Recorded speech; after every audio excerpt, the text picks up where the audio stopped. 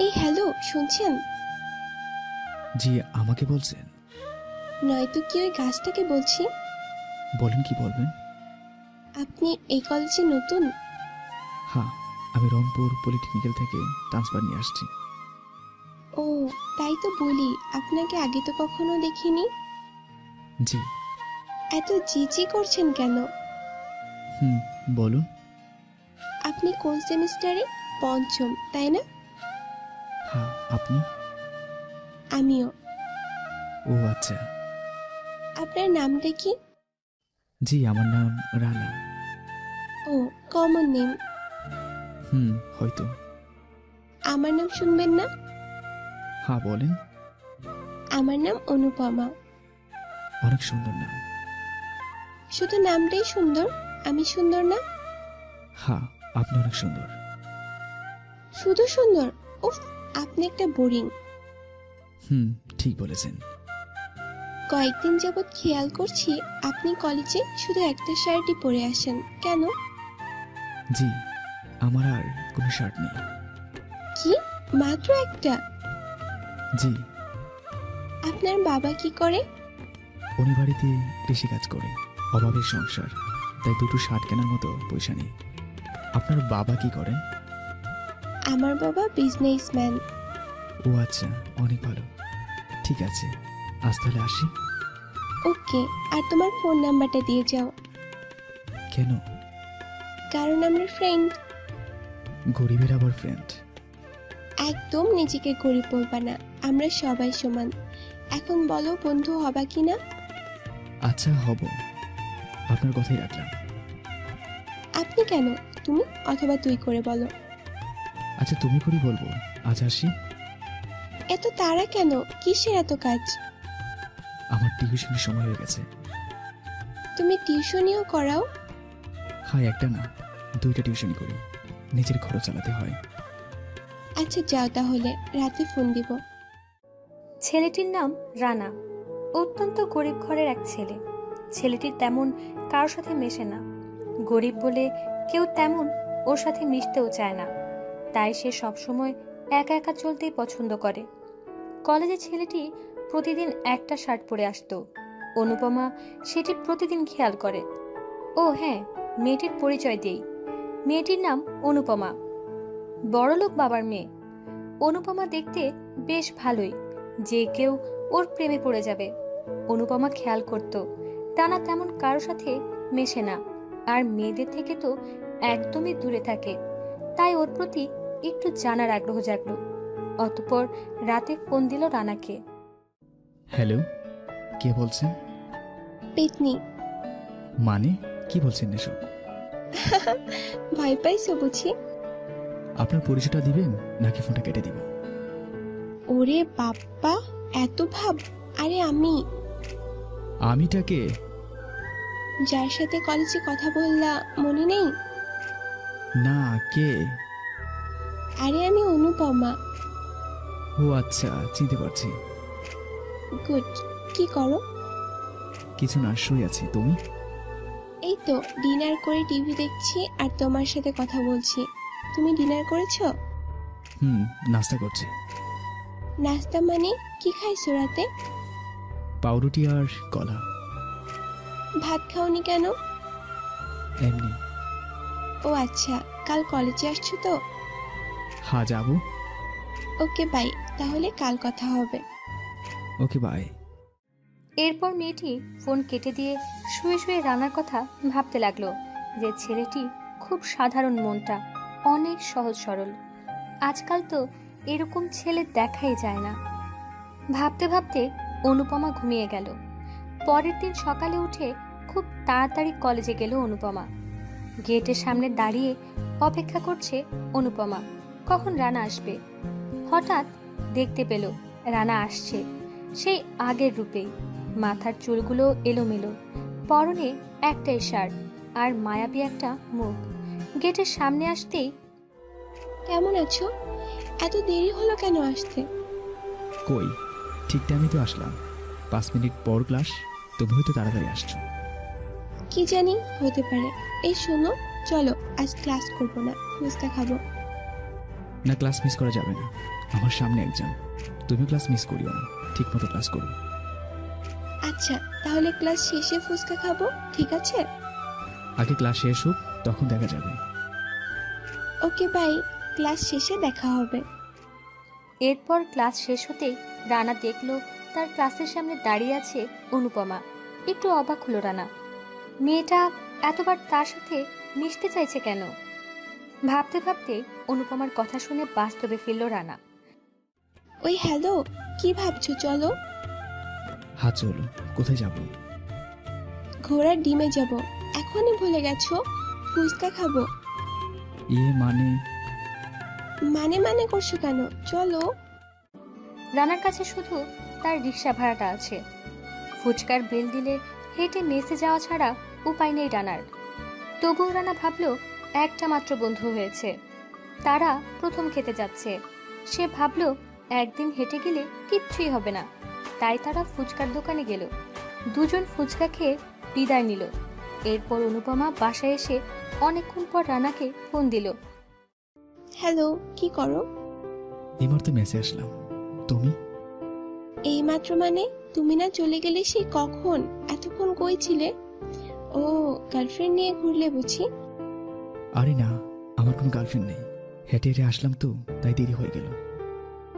Seriously? তুমি হেঁটে গেছো এত দূর? হ্যাঁ। কিন্তু কেন? এত রাস্তা কেউ হাঁটে? মানে সাথে ভাড়া ছিল না তো, তাই হেঁটে আসছি। তার মানে ফুচকার বিলটাই শুধু ছিল তোমার কাছে? আর কোনো টাকা ছিল না আমার কাছে। পাগল ছেলে, আমাকে বললা না কেন? আমি ফুচকার বিল দিতাম। আরে না, কি বলো, বন্ধুর জন্য যদি একদিন নাই হারতে পারি তাহলে কেমন বন্ধু হলাম? এরপর থেকে আমি ফুচকার বিল দেব। সেটা পরে দেখা যাবে। তুমি কি করো, খাইছো রাতে? হ্যাঁ, আজ গেস্ট আসছিল তো বাসায়, সেই রান্না হয়েছিল। আমি তো খেতে খেতে একদম শেষ, নড়তেই পারছি না। খুব ভালো। এখন একটু হাঁটাহাঁটি করো, ভালো লাগবে। আচ্ছা ঠিক আছে, তাহলে পরে কথা হবে, এখন হাঁটি। Okay bye. ওদিকে রানা আজও পাউরুটি আর কলা খেয়ে আছে। রানা শুধু এক বেলা খায়, সেটা দুপুরে, কারণ মেসে 3 বেলা মিল চালানোর মতো সামর্থ্য তার নেই। টিউশনি করিয়ে যে টাকা পায় নিজের জন্য কিছু রেখে বাকিটা গ্রামের বাড়িতে তার মাকে পাঠায়। এদিকে মেসের খালাটা অনেক ভালো, মাঝে মাঝে মেস থেকে সকালে তার জন্য একটু ভাত আর আলু ভর্তা দিয়ে যায়।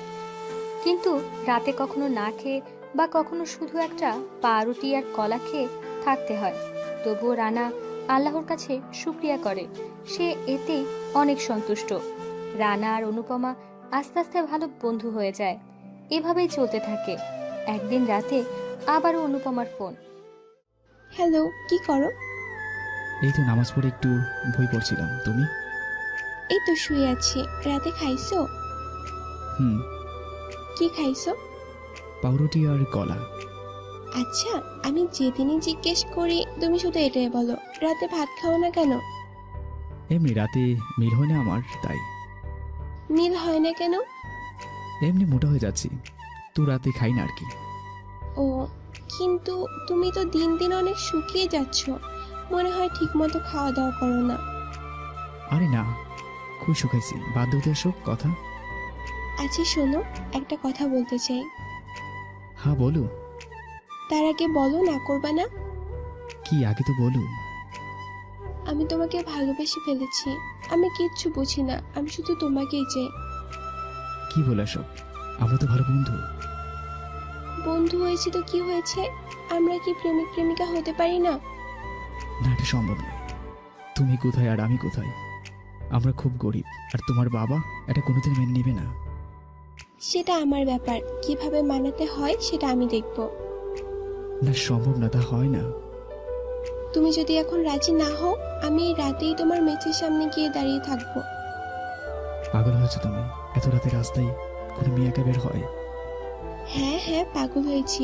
পাগলামি তো কেবল শুরু, এরপর আরো পাগলামি দেখবা। আচ্ছা আচ্ছা, আমি রাজি, তবু প্লিজ তুমি আর পাগলামি করো না। তাহলে আই লাভ ইউ বলো।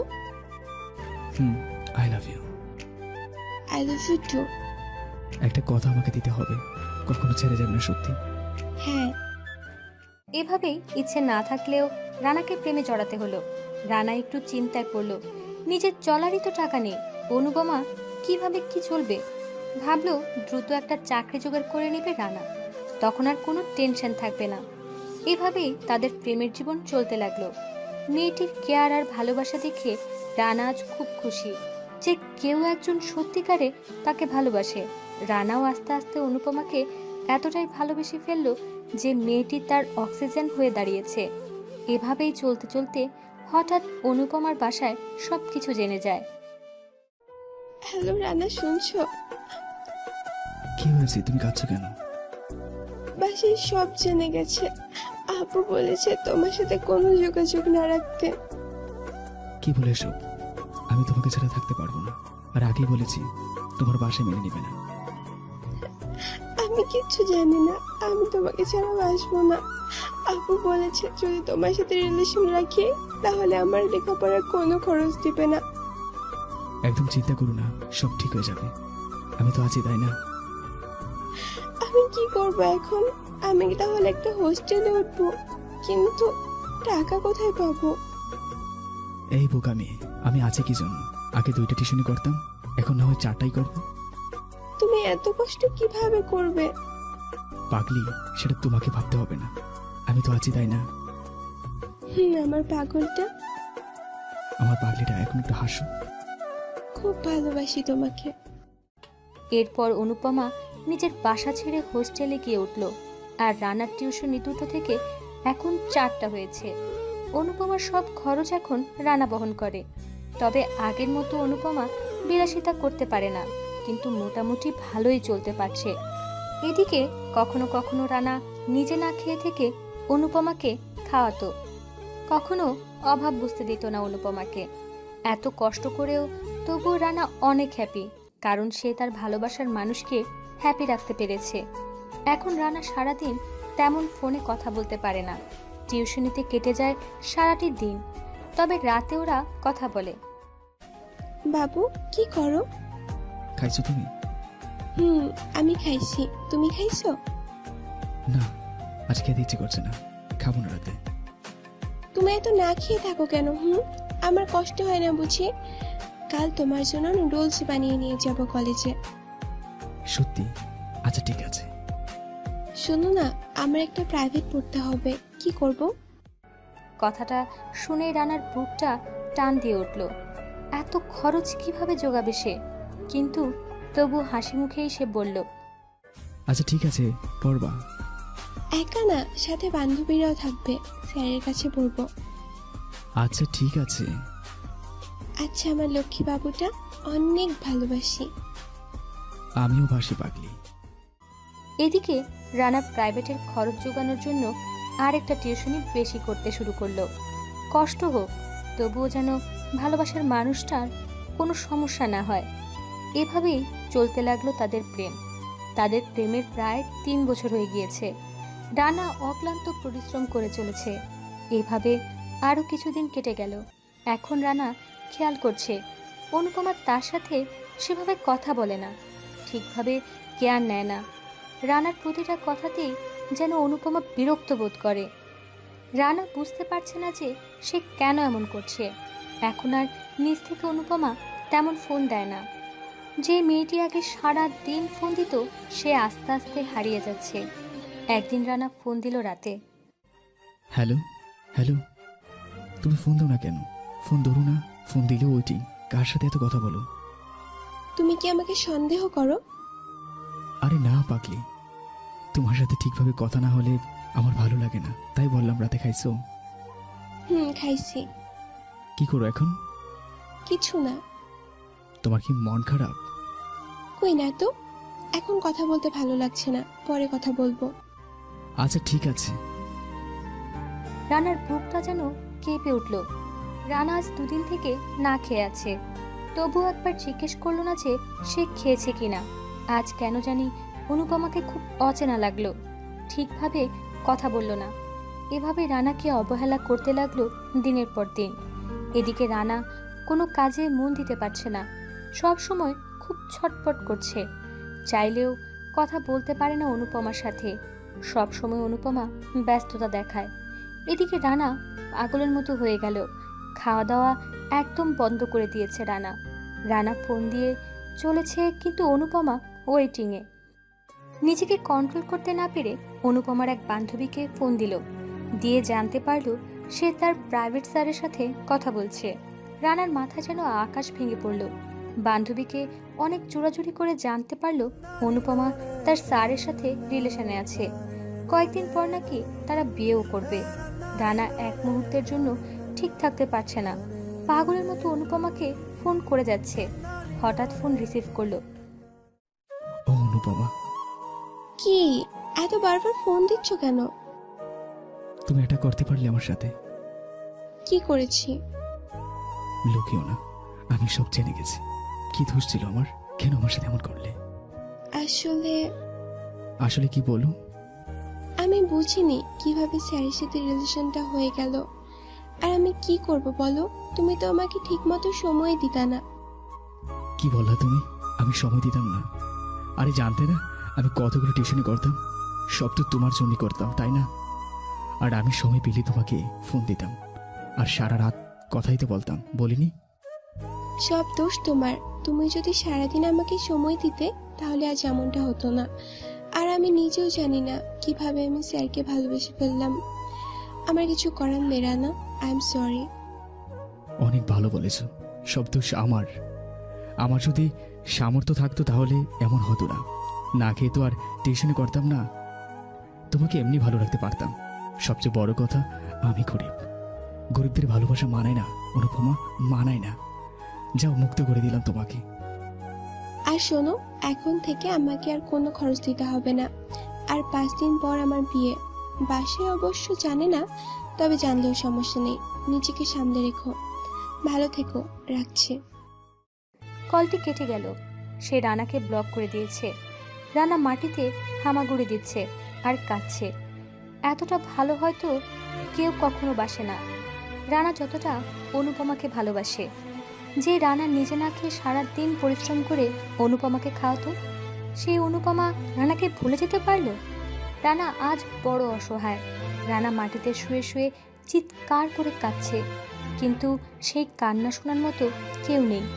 নেই তার ভালোবাসার মানুষটি। সে আজ অন্যের হয়ে গেছে। এভাবে বিয়ের দিন ঘনিয়ে এলো। রানা অনুপমাকে শাড়ি কিনে দেবে বলে কিছু টাকা জমিয়ে রেখেছিল, কিন্তু সে তো নেই। বিয়ের দিন সেই টাকা দিয়ে এক গাদা নেশা কিনে নিয়ে আসলো। ঠিক যখন ওদের বিয়েটা হয়ে গেল, সে রাতে রানা ইচ্ছা মতো নেশা করতে শুরু করলো, একটুখানি ভুলে থাকার জন্য। কিন্তু না, তবুও সে ভুলতে পারছে না। বারবার চিৎকার দিয়ে উঠছে, কিন্তু কিছু করার নেই। ভালোবাসার মানুষটি আজ তাকে ছেড়ে অন্যের হয়ে গেল। এখন আর রানা টিউশনি করায় না। কার জন্য করাবে? সে মানুষটিই তো নেই। সে আজ বড় বেশি অসহায়। অসহায়। কি ভাবছেন বন্ধুরা? গল্পটি এখানেই শেষ? কিন্তু না, গল্পটি এখানে শেষ হতে পারত, কিন্তু বিয়ের 9 মাস পর হঠাৎ একদিন অনুপমার ফোন। হ্যালো। হ্যালো, কে বলছেন? আমাকে চিনতে পারছো না? না, আমি কাউকে চিনি না। আমি অনুপমা, তোমার অনুপমা। আমার কোনো অনুপমা নেই। আমার অনুপমা মরে গেছে। একটা কথা বলি, আমাকে তুমি এখনো ভালোবাসো? কেন ফোন দিয়েছেন সেটি বলেন, আমি ঘুমাবো। আমার জন্য এখন তোমার সময়ই নেই? সময় থাকার কি কথা ছিল? জানো, আমি ভালো নেই। বিয়ের কিছুদিন ভালোই ছিলাম, কিন্তু এখন আমার হাজবেন্ড আমাকে সহ্যই করতে পারে না। আমাকে খুব অত্যাচার করে। চিন্তা করো না, সব ঠিক হয়ে যাবে। জানো, ওনা আমাকে পেটে লাথি দিয়েছে সেদিন, মাঝে মাঝে থাপ্পড়ও মারে। ভালো থাকার জন্যই তো গিয়েছিলে, তাহলে এখন কেন এমন হচ্ছে? আমাকে তুমি নিয়ে যেও প্লিজ। খুব মিস করছি তোমাকে, খুব ভালোবাসি এখনো তোমাকে। সম্ভব না, আমার অনুপমা বলতে কেউ নেই। আমি ফোন রাখছি। তুমি যদি এতদিন সত্যি আমাকে ভালোবেসে থাকো, তাহলে আজ আমি যাই হই না কেন তুমি আমাকে গ্রহণ করে নেবে। কোন মুখে বলো তুমি কথা? আমি নিজে না খেয়ে না পড়ে তোমাকে ভালোবেসেছিলাম, তোমার সব দায়িত্ব নিয়েছিলাম। কেন? আমি প্রতিদিন পাউরুটি আর কলা খেয়ে থাকতাম, শুনবে? কারণ আমার কাছে টাকা থাকতো না 3 বেলা খাবার, শুধু দুপুরে খেতাম। আমি না খেয়ে তোমার প্রাইভেট পড়ার টাকা দিয়েছি, আর তুমি কি করলে? সেই প্রাইভেট স্যারকেই বিয়ে করলে। বাহ অনুপম, বাহ! আর আজ ফিরে আসতে চাইছো। তুমি কেন ফিরে আসতে চাইছো জানো? কারণ আজ তুমি অসহায়। একসময় আমিও তোমার জন্য অসহায় ছিলাম। যদি তোমার হাজবেন্ড তোমাকে আজ অবহেলা না করতো, তাহলে জীবনও আমার দিকে থাকাতে না। এই রানাকে আজ ফোন করতে না, ভালোবাসার লীলাখেলো দেখাতে না। সে তোমাকে ভালোবাসছে না বলে আজ তুমি আসছো। তোমাকে যদি বাসা থেকে জোর করে বিয়ে দিত, বিয়ের 10 বছর পরও যদি আমার কাছে আসতে চাইতে, তবু আমি তোমাকে মেনে নিতাম। কিন্তু তুমি একটা স্বার্থপর। তুমি নিজে থেকে বিয়ে করেছো। আমি কোনো স্বার্থপর মানুষকে আমার জীবনে নিতে পারবো না। আর এমন তো হওয়ার কথা ছিল না। ভাবছো আমি অভিশাপ দিচ্ছি? না, কখনোই না। আমি তোমাকে অভিশাপ দিইনি। এবং তুমি ভালো থাকো, কারণ আমি তোমাকে ভালোবাসতাম। তাই ভালোবাসার মানুষটাকে কখনো অভিশাপ দেওয়া যায় না। এবার রানা অনুপমার নাম্বার প্রথমবারের মতো ব্লক করে দিল। রানা আজও কাঁদছে, কিন্তু সে তাকে কখনোই তার জীবনে ফিরিয়ে নেবে না, কারণ অনুপমা বিশ্বাসঘাতকতা করেছে। আজ অনুপমা ভালো নেই, কারণ একটা মানুষকে কষ্ট দেওয়ার জন্য তার অভিশাপ লেগেছে। এই অভিশাপ রানা দেয়নি। সব অভিশাপ দিতে হয় না, কিছু অভিশাপ বিধাতার মাধ্যমেও হয়। তাই প্লিজ কেউ কখনো কারো মন নিয়ে খেলা করবেন না। আজ হোক কাল হোক, এর প্রতিশোধ আপনি পাবেনই। এটি কোনো গল্প নয়, এটি একটি সত্য ঘটনা। রানা নামের একটি ছেলের সাথে ঠিক এই কাজটি হয়েছে। ভালো থাকবেন আর ভালো রাখবেন। ধন্যবাদ সবাইকে।